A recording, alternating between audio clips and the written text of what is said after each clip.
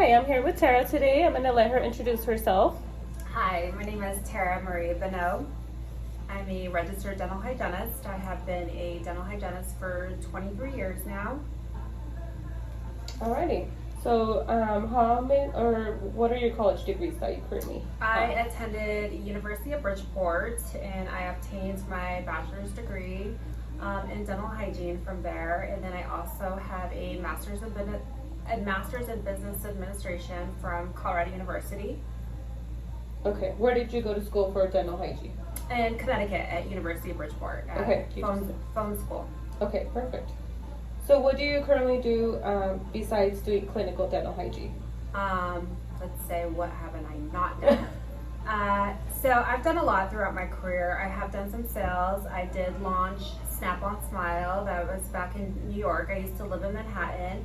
I have done some ambassador work for tipping agencies through Clipboard.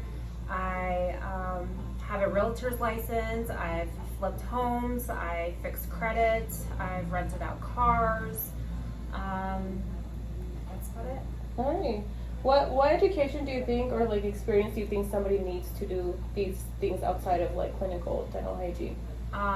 Just being ambitious. I think if clinical dental hygiene does get exhausting. It is repetitive, and doing this for 23 years, it's a lot, and it's a lot on your body. So I really feel like having a bachelor's degree or obtaining your master's is going to help you so you could do something different.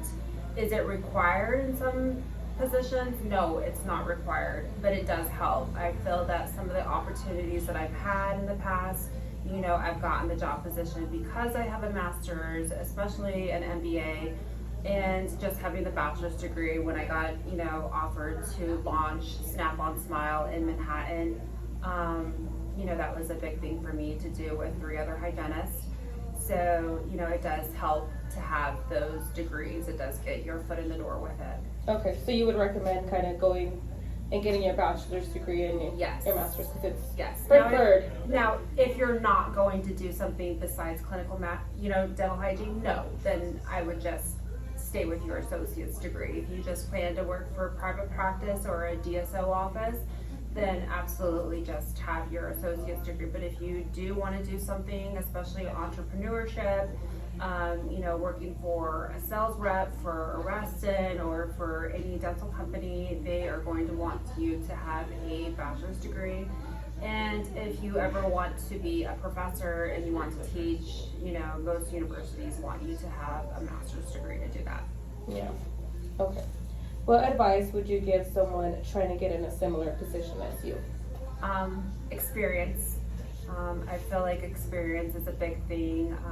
I did a lot of, job searches when I was young. I worked for different doctors just because of the experience. I might have worked for Dr. Fazio, who was a very big time periodontist, wrote books. A lot of your clinical books in school are by him.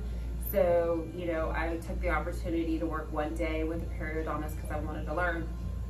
So I feel like, if you want to do something, getting the experience with a variety of doctors helps.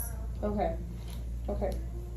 Do you enjoy what you do? Yes, for 23 years. You got to. It flies by so fast, so I say, if you have a passion for this and you like, doing dental and you like helping your community, that's something that you'll stick with us. It's a long time. I don't even like to say I've been doing it for 23 years because then it tells my age. But yes, it does fly by. It goes by really, really fast.